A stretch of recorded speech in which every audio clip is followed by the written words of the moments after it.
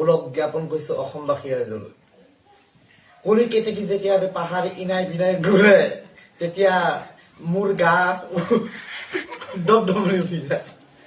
ঢোলৰ মাত, খোলৰ মাত, বাঁহী মাত, ৰিণিকী মাত আকৌ আহিব এইবাৰ অসমবাসী ৰাইজত। মোৰ নাম ৰাজীৱ গগৈ, মোৰ দেউতাৰ নাম শ্ৰী পবিত্ৰ গগৈ, মাৰ নাম ৰেণু গগৈ, বাৰ নাম মধুস্মিতা গগৈ। লগতে মোৰ ঘৰ, মই শিৱসাগৰ লোৱা ঘৰ মোৰ কালুগাঁও তিনিগুৰিয়াত।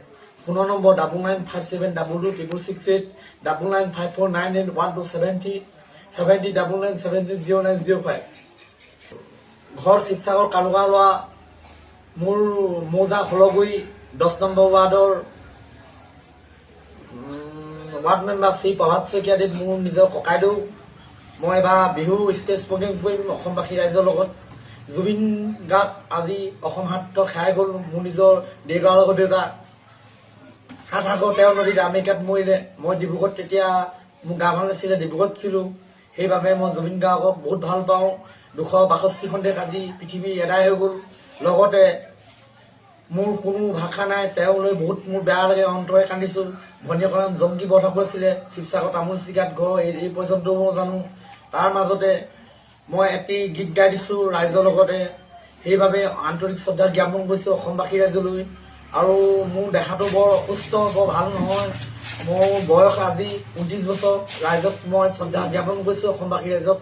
লগতে মোৰ মৰমৰ চেনেহৰ কণ্ঠশিল্পীসকললৈ আন্তৰিক শ্ৰদ্ধা জ্ঞাপন কৰোঁ, যেনেকৈ নীল আকাশ, কুসুম কৈলাশ, ভিগু কাশ্যপ, মহেন্দ্ৰ হাজৰিকা, প্ৰিয়ংকা ভৰালী আৰু অচিতা ডেকা মই পাহৰি গৈছোঁ। সেইবাবে এটি মই বিহু গাইছোঁ। বিহুটো অসমবাসী ৰাইজে আঁকোৱালি লয়।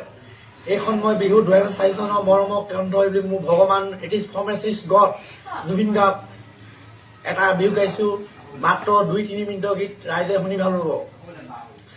ফুল ফুলিছে বসন্তত, তুমি জানমণি বহাগত, প্ৰতিটো বহাগতে মৰম যাচো তোমালৈ অন্তত। গুম গুম কৈ ভুমুৰাই ফুলৰ পাহিতে পৰিছে, থোপা থোপে নাখৰ তগৰ ডাল ভৰি পৰিছে। আৰু এটা গীত গাইছো বহুত মৰমৰ চেনেহৰ